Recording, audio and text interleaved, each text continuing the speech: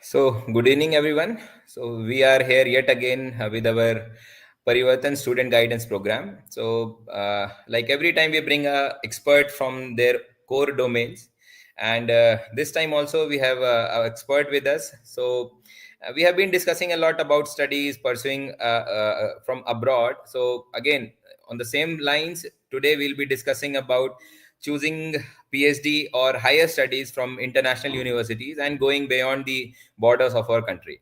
So today with us we have Sakshi. So hi Sakshi, welcome you on board. Hi, namaste everyone. Yeah. So Sakshi has joined us from Singapore itself. So just to give a small brief about Sakshi, she has been, she was born in Sasaram, a small town in Bihar, and then she has completed her graduation from Deen Dayal Upadhyay College in Delhi, from Delhi University. And then she cracked the IIT JAM and GATE exams. And then she has done masters in chemistry from NTU, and during his time, she has worked in smart energy and thermal transport labs with the Department of Mechanical Energy. And now she is pursuing her PhD in mechanical energy and aerospace engineering, Nanyang Technological University, Singapore.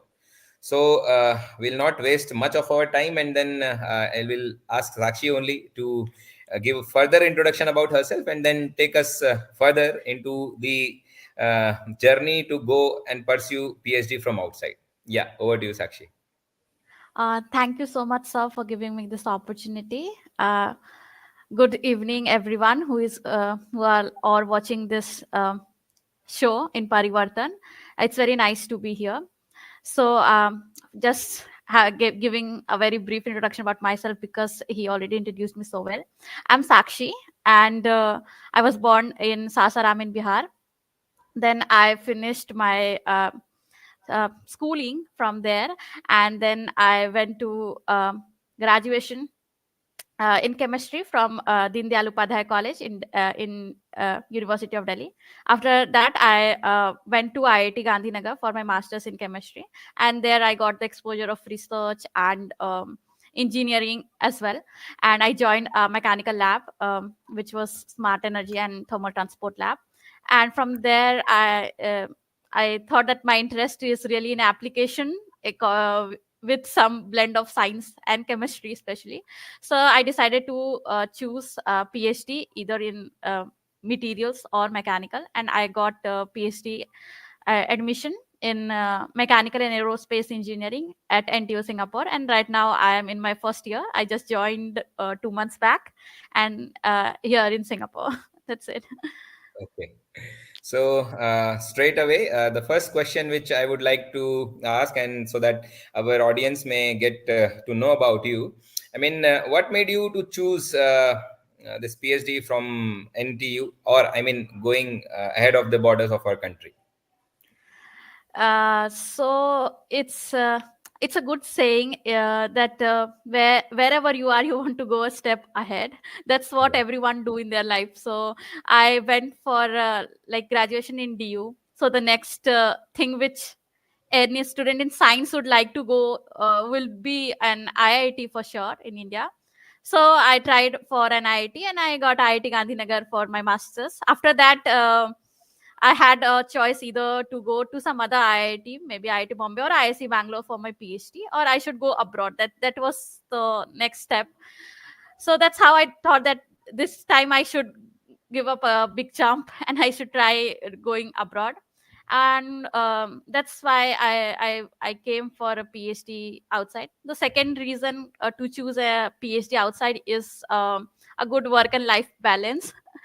And the international exposure in your CV really makes it very easy to get academic position in India. So I mean, it's very important to go outside at least for one position before you become an academician in India. So yeah, these are the two factors which I really consider before applying. And like if we talk about the opportunities which one should explore after graduation, so what you will say about that?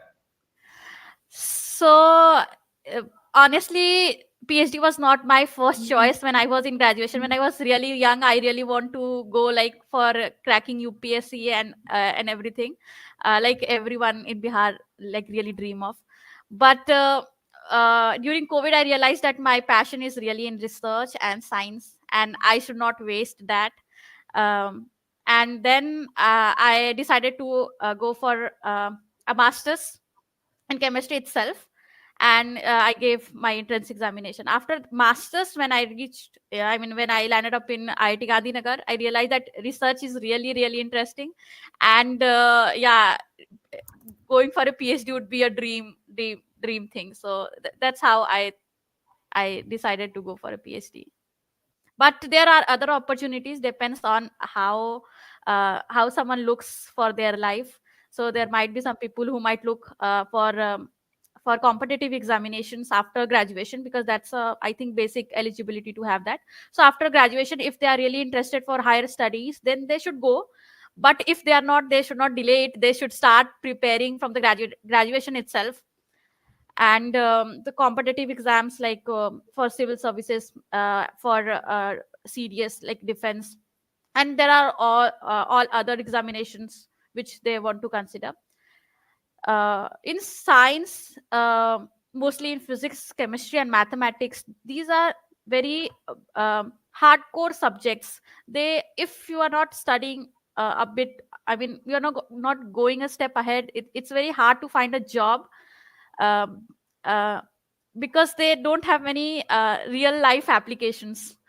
Yeah. So so if you really want to study maths, physics, or chemistry, and are really interested into, you should go for a master's, and then you should look for a job opportunities, or maybe higher studies, like PhD.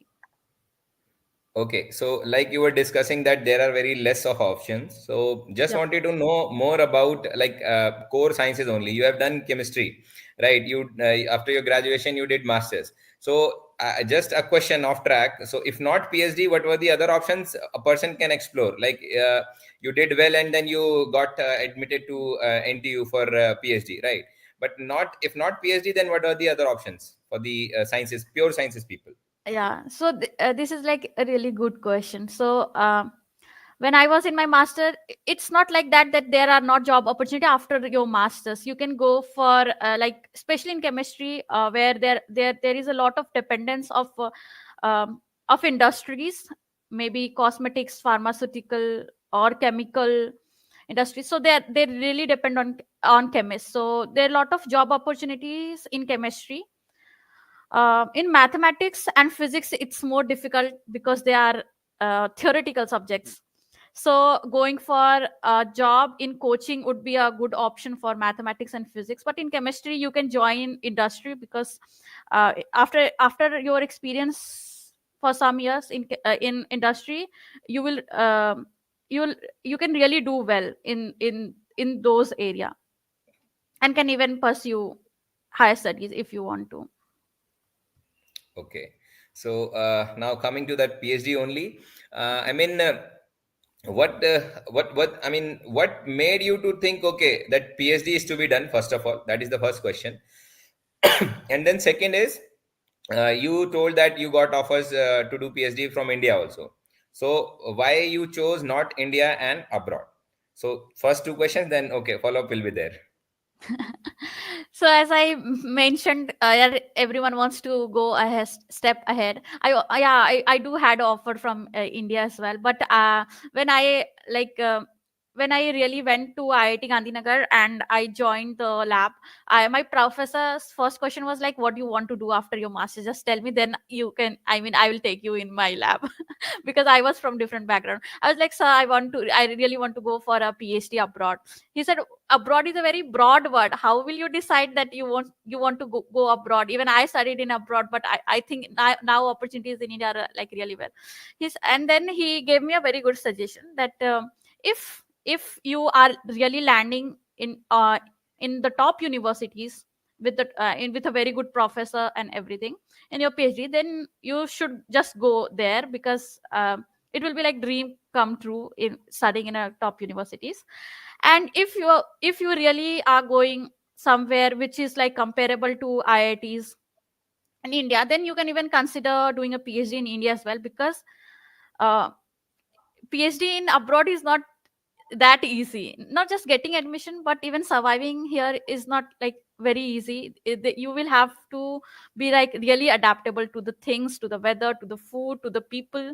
And yeah, so I think I was ready for that. I had a good adaptivity quotient, so I thought that I will be able to do it from outside. So just if I got the offer from like um, from the top 15 world QS ranking college or university, then why shouldn't I go? And Singapore is not that far as well, so that was also a very good factor that I considered before going for a PhD. Initially I had a mind that I'll try to go to US and Europe, but when I got into NTU Singapore, it has a very, very good ranking, um, not just comparable, but better than very good universities in US and UK as well. So I thought that it's so good that it's so close to home, and I can go to a top university in the world, not just Asia. So that's how I decided to come to for a PhD in NTU Outside. Singapore. Yeah. So now, straight head on, what are the things that one should consider before applying for PhD abroad? Yeah, that is very important, and this is a very subjective question. um, it depends on the person actually. There is no ideal country to be in. It's just that what is your priority. So mostly US, UK, Canada, Singapore uh, are four destination which I considered before getting the PhD position. So it depends on the duration of the PhD you want to do. So if you are really done with the coursework and you don't want to study much more and you want to do only research, then Europe would be the good one, because it has a like 3-year PhD program. If you really wants to have more hands on, and you really want to study the subject for like 1.5 years, and then you want to go into research, then you should go for a US PhD. And if you want to do a PhD in 4 years, then you should come to Singapore. It's a 4-year PhD here. So depends on the duration as well. Depends on the quality and the type of life you want to live. So US is not good in terms of safety and all. So you cannot go outside during night and all. So some part of US. So you might consider the security as well, because you will be outsider at the end of the day. Europe is safe. You can have a good nightlife as well. And Singapore is a very disciplined country, so there is nightlife, but it's not as much. Everyone go to sleep at 10, and the dinner is done by 5:30, so before sunset. So it depends on how do you wanna live a life.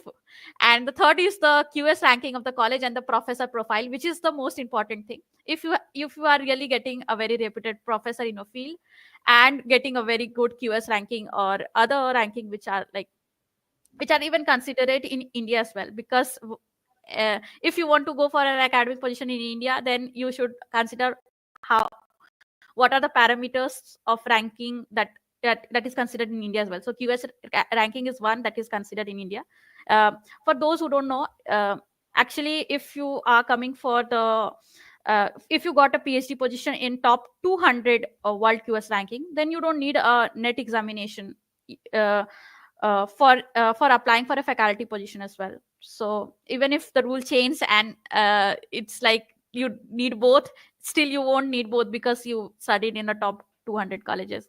So yeah, these are the things that should be really considered before coming. So it's like, I will just sum it up. It's the first is the type of life you want to live, the duration of the PhD you want to do. The third would be the security, for me at least, the security. And the fourth should be the that you know someone, or maybe there are enough people from your country as well, because at the end of the day you need some belongingness Social there. life. Yeah, Yeah, yeah, social life, that's true. exactly. So, I mean, taking example from your own experience, we would like to know, I mean, how a person can know the PhD options from abroad. What are the websites, or what are the ways to contact, and what is the way the professor helps? So, all these things we would like to know from your very own experience. That how you uh, came to know that, okay, some PhD is available in NTU or US, like you are talking, and Europe. Yep, that's true. That's a good question. I think my father is watching this. Thank you. He wrote a message. I can see. Yeah, Yep. yeah, yeah. So, what was the question? The question, okay, okay, I'll repeat the question. So I was just Oh, asking yeah, that, yeah, got it. yeah, relating with your own experience of applying for the PhD, how any person like who has pursued masters from any Indian college, how they can know that there are such kind of PhD options available either in your Singapore, Europe, US, and what are the ways the professor helps or the peers help to get an application over there. Yeah. That's a really good question, actually. So, you won't believe there are excellent WhatsApp groups, Telegram groups, who really float uh, good PhD positions, even mostly funded PhD positions, and even postdoc positions as well.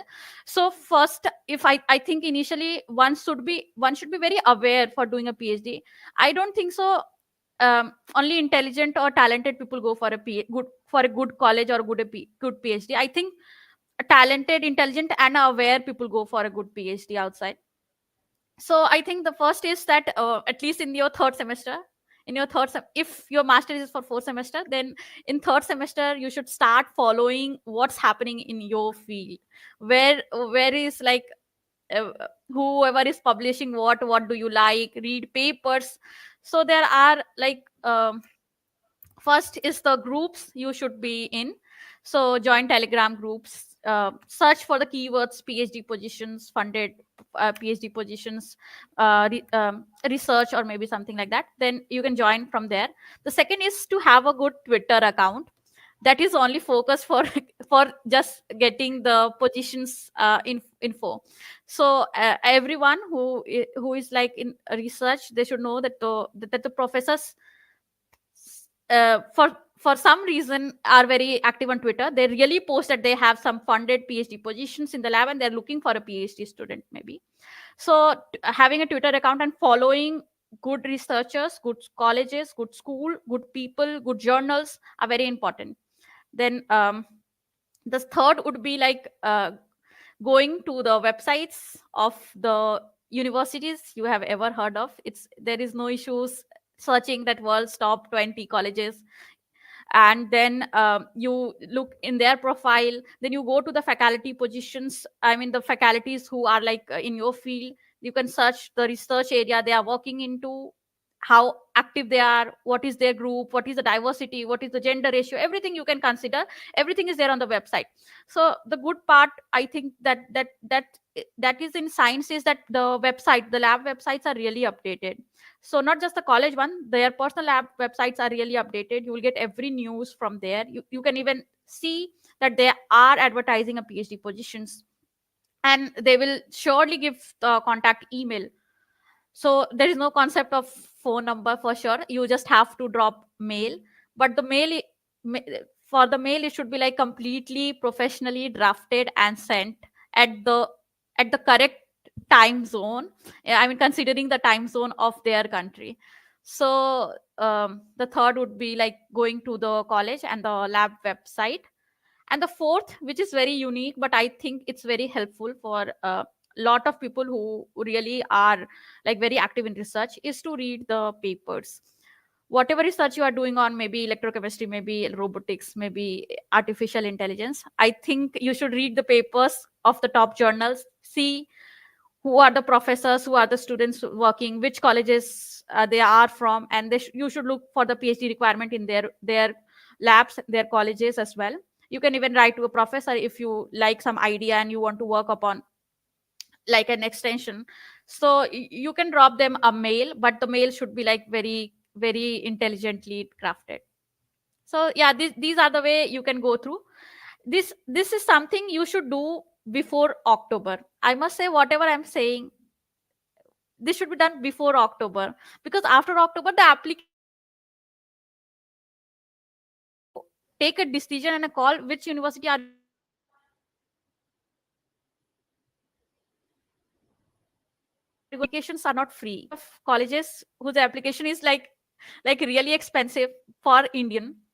it will be it will be approx 7,000 to 10,000 per application. So that's why these research is very important, because you will have that idea which professor replied to you, wants to take, or is not interested at all. He replied to you, thank you so much for your email, I really like that you want to join, but I don't have a position yet.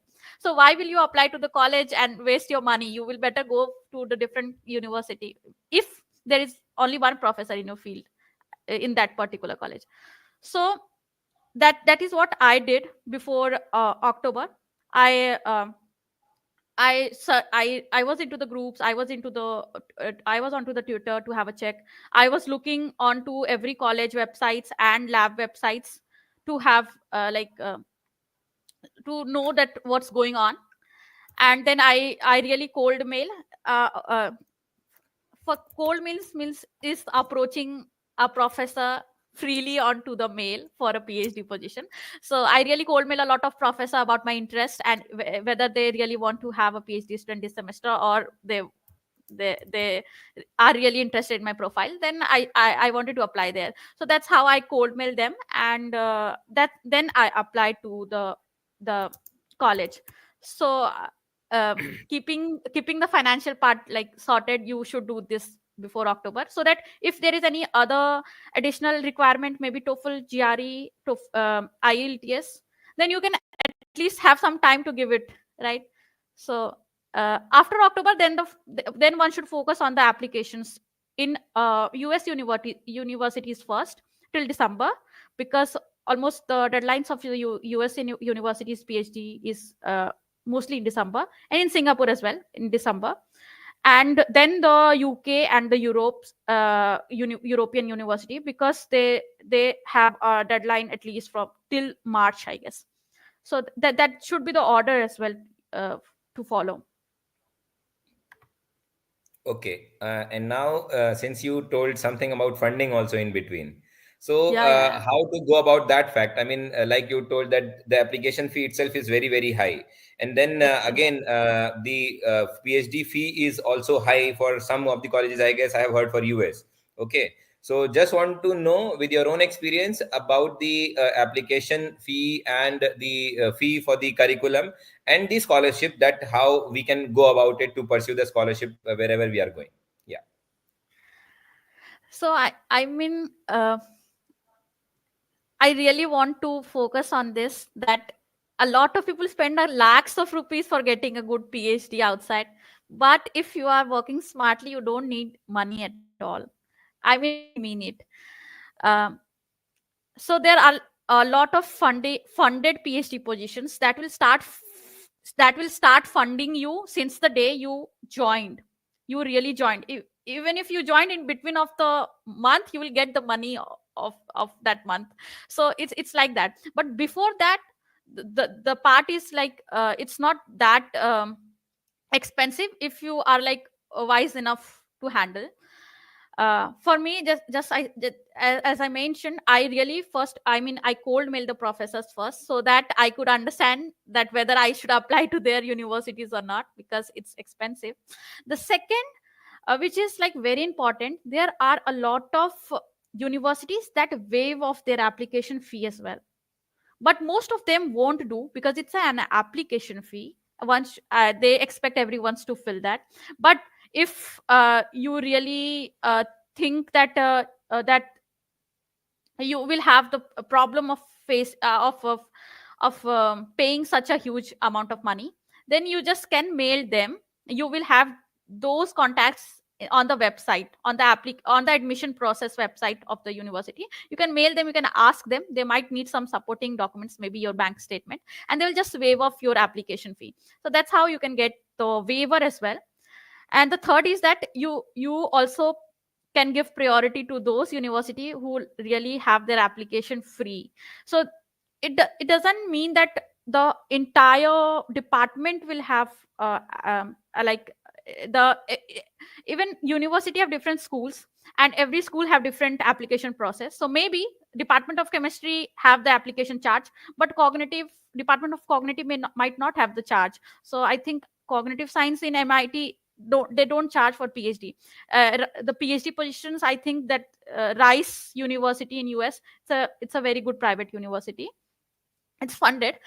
So even they don't charge any money. So you should be aware of which university is charging what application fee.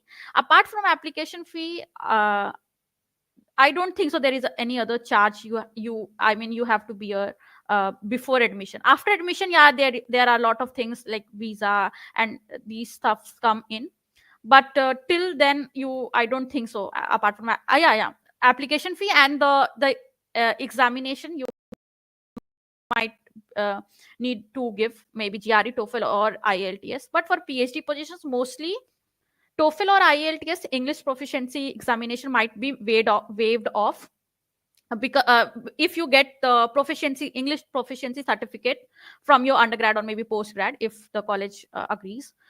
And a GRE you might need to give, you might not need to give as well. So it's not as compulsory. You just have to check the website, because there are different requirements for different universities. So that's the only money I think you have to give.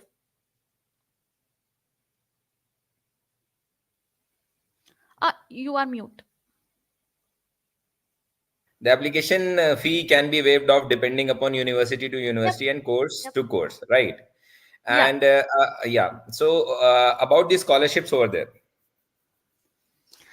So this is like a really messy area. Even I understood when I got admitted. uh, Yeah. so um, mostly I will suggest people to go for a funded PhD, because PhD is like a really long um, degree to have. For 4 years to fund yourself outside India is not a big deal. Things are really expensive elsewhere. And I think so definitely go for a funded PhD position. Self funded PhD, I won't recommend it to anyone. It will be like really tough to manage your academics as well as finance together, because you will have to take both headaches as well. So there are several funds available. I i have like no knowledge whether government of India provide any such kind of scholarship to go abroad. Definitely in India they do, but not abroad. I think so, because there is like a lot of students going for a PhD um, every year. But there are funding agencies that particular country who funds it. So there can be Ministry of Education of that particular country that funds. There might be a professor fund, because professor write grants for various industry, for various like for to the ministry education renewable. There are a lot of technical things that they write grants, and they get funded from the government of that particular country. And even in the grant it mentioned that they will sponsor fully to maybe three PhD scholars and one postdoc scholar for that particular project in that area. So that's how things are funded. And there is university funding. uh, for here, maybe in NTU, it's NTU research scholarship. Almost almost 80% people, uh, I think in my friend circle have NTU research scholarship. I have Ministry of Education scholarship. So the funding agency might be different, but everything else is the same. The monthly stipend, the allowances, the leave, the gap hours, uh, the medical insurance, everything is the same. Just the funding agency is different. That's why we mention fully funded PhD position. We don't mention from where it came from, because technically it's very messy to understand how the funding thing works.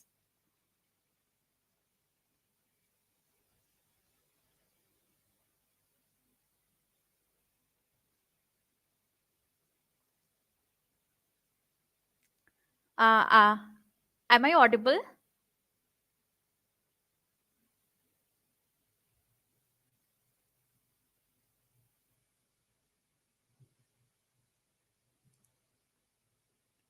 Hello, Pankaj sir, am I audible? You are audible. You can go on. Sorry, some disturbance on my side. You can go on. Yeah, you are audible. Yeah, yeah, yeah, yeah. So that's how, I mean, that's what I've explained, how the funding things Am work. I audible, But Sakshi? yeah, yeah, you are audible. You are audible now. Yeah. So I was just explaining how the funding thing works. And I mean, how the funding came, it doesn't matter, Okay. because it's very technical to understand. Professor have different funds, different grants. There are so many sources to fund a PhD position. So it's just that you make sure under which funding you are, what are the things, requirements you have to like be stick to, and those stuff, I mean.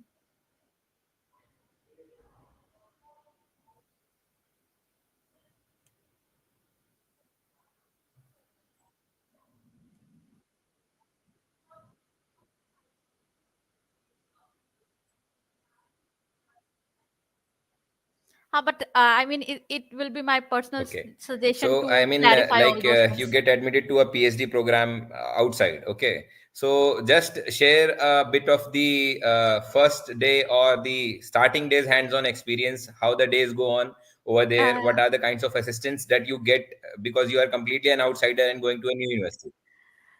I mean, I don't know Yeah. why, but I think I'm really lucky Yeah. on Yeah. that Yeah. part. Singapore is really very internationally welcoming. There is like, you will find every nationality, every food varieties here. The first, when I came here, it was like, that's why I mentioned that when you are considering a country to live in, you should consider the people you gonna be surrounded by. So I just my professor, after getting my after getting the official offer letter and everything, I was moving to from India to Singapore. I shared my detailed plan, when I'm coming, what time and everything. My professor connected me with with my lab mates here, who will be taking care of me when I am coming, and in the lab as well for some time. So for me, everything was sorted because I really have a very friendly lab environment. So when I came, everything was almost done. My room was allotted, and my keys were in my hand when I came to Singapore, uh, in the NTU campus. uh, I think things were not that difficult for me, but might be difficult for some people, maybe coming who have no connects. But I do have like connects from my lab, so they really helped me accommodating uh, here. If Did you ask what is the like daily schedule of us?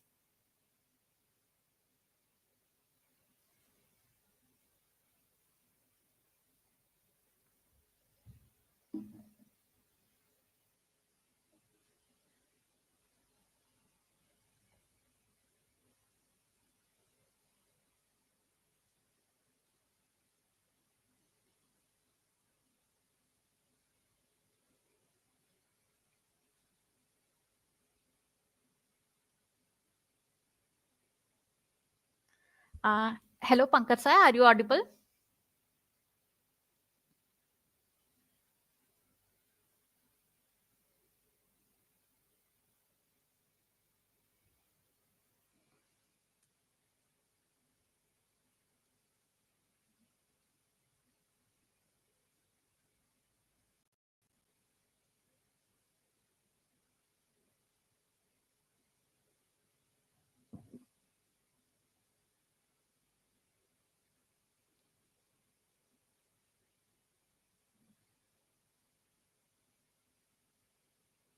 Sakshi, am I audible? Uh, I mean, am I audible to you?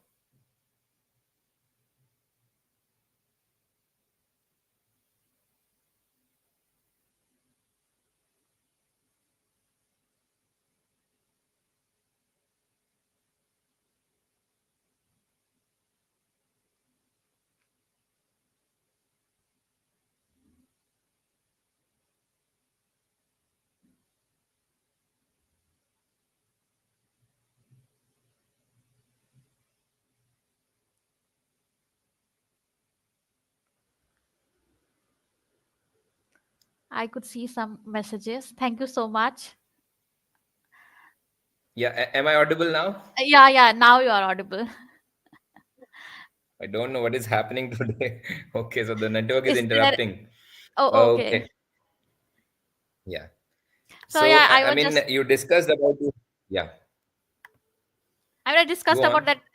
I discussed about that. If you are, you have really. I mean, the professor will connect you to your seniors and everyone, and they will really take care of you. I mean, for some time at least, so that you can Yeah. get used to the lab and the locations, because everything looks very similar. And honestly, I just get lost getting the right direction for some places. So it will be same for everyone for some time, so they will really take care about everything. So it's not a big issue. Also, in terms of like accommodation, it was very easy in Singapore, because it's a country where even PhD students get accommodation inside the campus, unlike in US. So that's what I even was looking for. That if I'm going for like PhD outside India for the very first time, I really need at least a hall accommodation in my first year. So Singapore has that, even in NTU and NUS as well. So it's really easy if you are in hall, because then you are in like campus, everything is available. So it I don't think so it's an issue. But if you are going for UK and US, then you have to fix your accommodation as well. You have to arrange it before you are going there, and they Right. are expensive. Yeah, I mean, expensive housing. So, like you were told just about expensive things, so we would like to know more about the financial aspects Yep. for a PhD candidate in a abroad situation. Yeah. Yep. So yeah, I even missed that point actually. When you are like really considering going for a PhD, you should look what you are looking for in terms of stipend as well. So there are some country who really give good stipend. There are some country it's like okay just to survive for one person. So if you really wants to give a financial help to your parents, then you should go to the country for a good PhD, where there the cost of living and the stipend is like have a very good difference. That's how you are gonna save, and you can send it back to India. If you are like not responsible enough due to some good reasons, then you can like go for like really good colleges in anywhere in the world, because you are not like really wanna save a lot of money, or you don't have to take any responsibility back in your home. So in Singapore, the cost of living and everything is high, but the stipend is even very high. So it's very comfortable doing a PhD. At least I can see my seniors as well. They are really comfortable even in their fourth year, so it should be fine. In US also, the stipend is good, and but the cost of living is like a bit higher. So Europe depends. Europe have a very high stipend, but in some part of Europe the housing is really expensive. There are some part which is not expensive. So even you can consider all those things. Also, ticket fare should be something I've realized my friend consider, because the ticket fare of America coming to India and going back is like really high. Europe also, but it's comparatively cheaper. So you should take care of all the aspects, medical too. But I think mostly funded PhD have medical insurance, so it's not a bit worrisome. But yeah, this is something you should Google for yourself. This is something we need to Google for ourselves, that what are our expense. But every university gives the cost of living in that particular country for your PhD. So you can compare that what is the stipend you are provided and what is the cost of living there.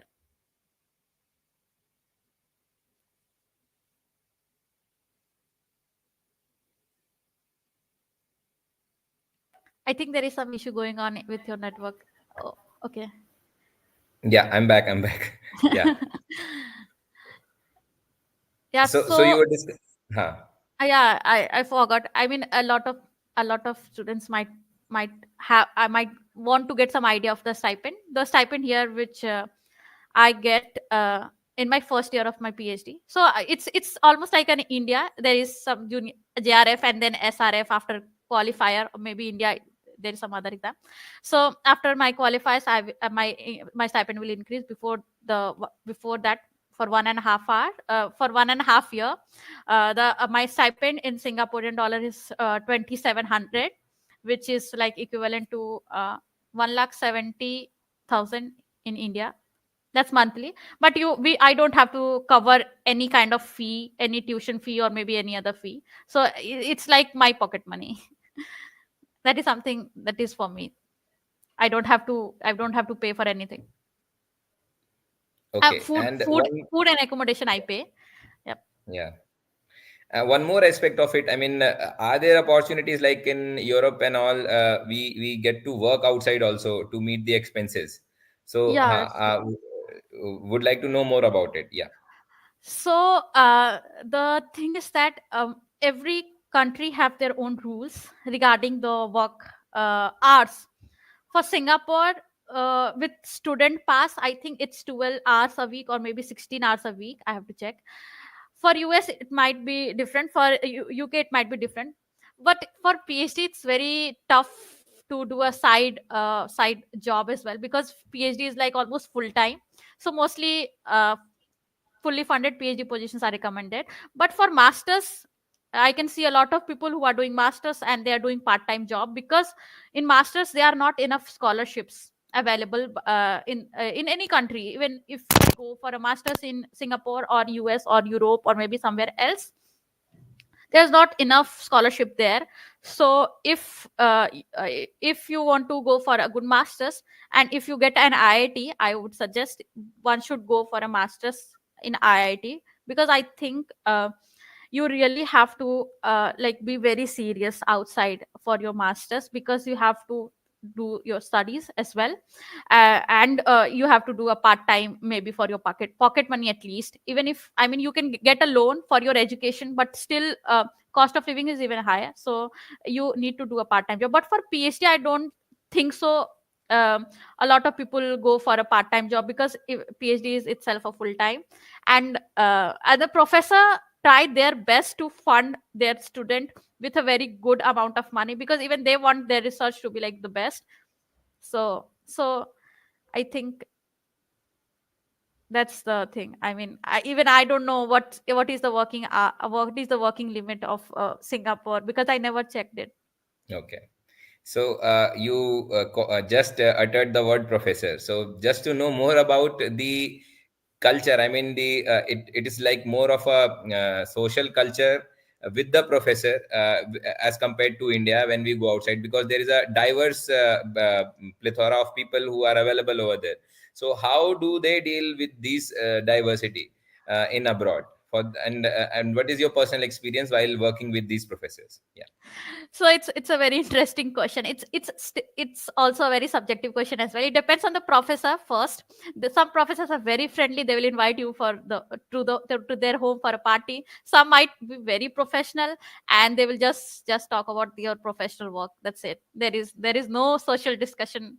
But you still, there is no professor, I don't think so there is any professor who won't discuss your personal problems or maybe the mental issues you are to going with. There are a lot of people who are going to help. There are professional help, there are personal help by the professors itself. So my professor, I mean, I'm working with Professor Hortense and Professor Irfan. Both of them, one is French and one is Chinese. So I don't think so nationality do a part. It's the person who actually makes it like this. So I think mostly outside things are really professional. It's not like India, but it depends on the professor as well. So one of I have two lab groups here. One is my co-supervisor's lab group. There is no one who don't understand Mandarin. So before uh, before joining to that group, I think everyone do their lab meeting in Mandarin. But when I came, everyone just in a day, everyone like switched to English. And I understand the difficulty of like switching it, but they did it for like adjusting me. So even outside India, things are like really kind and like everyone is very cooperative. Yep, yep, yep. Yeah. So this question But has come. I was, yeah, okay. You go on, then I'll put the question. uh, I think someone asked the question. Yeah, yeah. I mean, you were saying something, so I just put the Oh no, no. question back. I just thought that. I mean, I was mentioning that question only. Yep. Yeah. So there is a question basically, since you will be also be completing your PhD soon. So what are the opportunities you will be looking forward, or what any person can look forward for the opportunities after finishing the PhD from abroad? Yeah. Yep.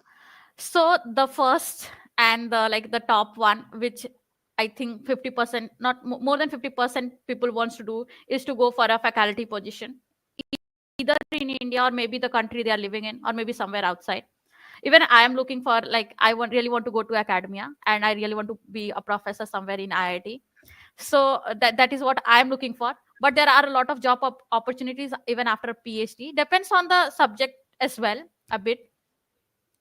In humanities, most of the people will go for like academic position. But in science and in engineering, it's not the case. PhD add a very special special experience in research. So uh, my work is somewhat related to robotics as well. So I think there are a lot of industries for like who really wants research oriented who have really research oriented good positions in their labs. There are a lot of private labs outside India who really do research. That's it, they research and they publish excellent research in excellent journals. That's what their job is. Right. So it's like that. So yeah, you can go to industry, you can go to academic positions as well. I think industry is like a very broad term. In computer science, you might join a lot of good companies. So for like for the better positions, in at least in computer science, for better positions, like the top one, they really need to have someone who have actually done their PhD in computer science in that particular field. Okay. And now one question again from my side. What about postdoc from after PhD? Yeah, that's a good choice to have a postdoc in some lab or maybe industry, whatever you like to go forward, I mean, in future. So most of the, I mean, the faculty positions in India are now really getting very competitive. I think possible to get a PhD, to get a faculty, a good faculty position after your PhD. You need to have some postdoc because now in India as well, the labs are really established. So at least in IITs and NITs, you must have a postdoc, at least a one, or there are people who do 2 to 3 postdoc. But if you see postdoc as a job, then it's fine. I mean, we can do a multiple postdoc before getting a faculty position. But Yeah. I In think, my yeah, in science, postdoc is like really common. We have to do a postdoc right. before going to a faculty position. Right. So, like just to add to what you told, so industry also offers good opportunities in, Yep, because every institution in India, way back in India, they have their research and development centers. So people who are from the core sciences background, like you are, there is a lot to offer for them. Like the companies, if we talk about IOCL, Hindustan Petroleum, NTPC, all these people have research and development centers wherein core chemistry people or core sciences people get good opportunities when they come from outside doing PhDs and postdocs. Yeah. yeah, that's true. That's true. So, I mean, we have covered all the things, mostly like how to think about, when to think about what is the application process, Yep, the fee which is being involved, the process, and the job opportunities finally. yep. So, just since we are also towards our closing time, so just a summary we wish to have from your side for the Okay. people who are willing to just now willing or maybe willing in 1 year or the next 6 months Yep, to offer PhD abroad. Your final words. yep. So one should start doing research what they like and what they want to do in a PhD, because once you cold mail a professor or maybe apply to to a university, it's gonna be a very long form for the university, and it's gonna be a bit like a good number of documents you need to submit to the professor as well. You should have a good statement of purpose. Which is like, what do you want to do in PhD, why do you want to do a PhD, and what are your aspirations. in research, and you should have like good motivation. Then you should finish all these things and start all the things before October. In October, you should like be very clear which university are going to apply to, what are their requirements. You should fulfill all the requirements, whether in gate, DRE, TOEFL, and everything.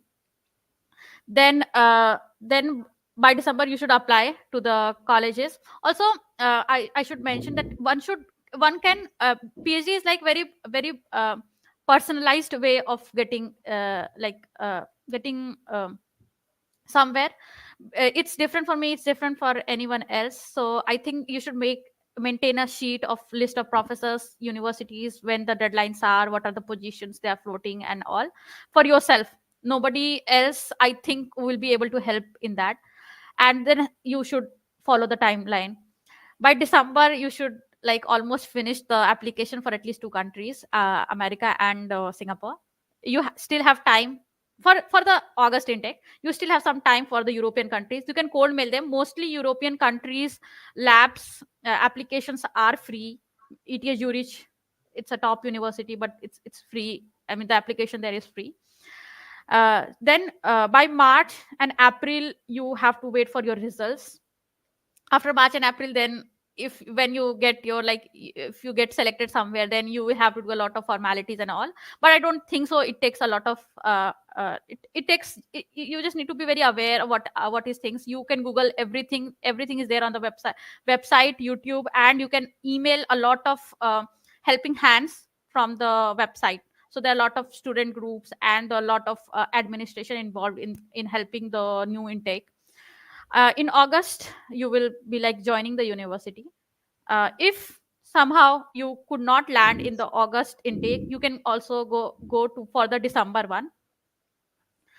In December, still, I mean, you can apply in the for that. The timeline is very different. You need to start applying for July. And then you will like you can join in December. I think the applications in December is less competitive because there are very few people who complete their graduation or maybe their degree in India at least in December. So December is a bit easier to apply, but we will have that 6 months gap, which is absolutely fine if you are getting a good PhD. I applied. I mean, I got the PhD position much before than I was expecting. I got it in November 3rd, maybe. Yep, November 3rd. So professor personally interviewed me, took my presentation of what I am working on in IIT Gandhinagar. It was a like research presentation, and then some personal and research related questions. And after that, again, there was one interview conducted by the NTU Singapore. Uh, for admitting, it's not just professor who can decide that this is I have funding, so I'll take what student I want to know. It's not like that. Then the school also see if that particular student is fit for you. And then that is like two to third, mostly 2 to 3 rounds of interview will be there. uh, yeah, 2 to 3. MIT have maybe 5 and 6. So yeah, that's something goes on in the timeline, because there are a lot of things that goes on once you are. Right. So yeah, once you get confirmation from professor, then you will have to do all these things. So I got in November for the August intake, because I was graduating in July, I cannot join before. So I joined in August, but I got like the result way back. So I didn't apply to a lot of universities because I was like, I knew it that I'm going to be here. So Okay. So again, congratulations that you made it to NTU. Yeah.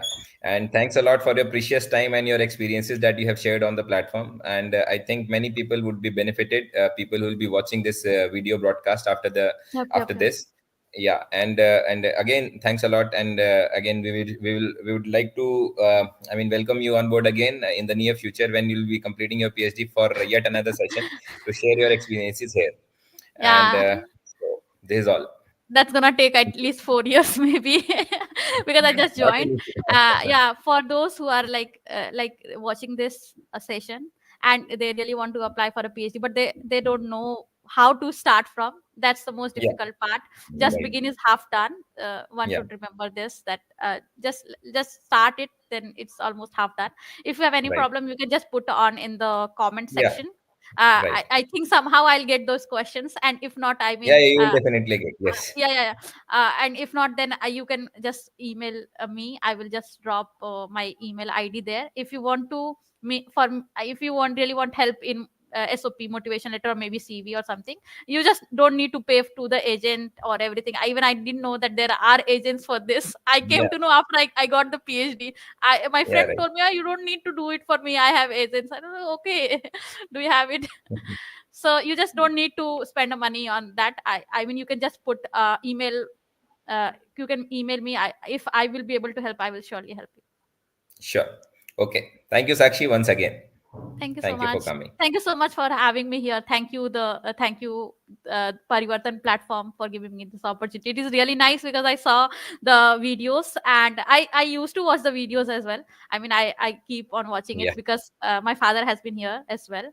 So I think there are really very qualified people on this platform, and I'm very young and unexperienced one. So thank you so much for this opportunity. Yeah. Thank you. Thank you. Bye. Thank you. Bye. Have a good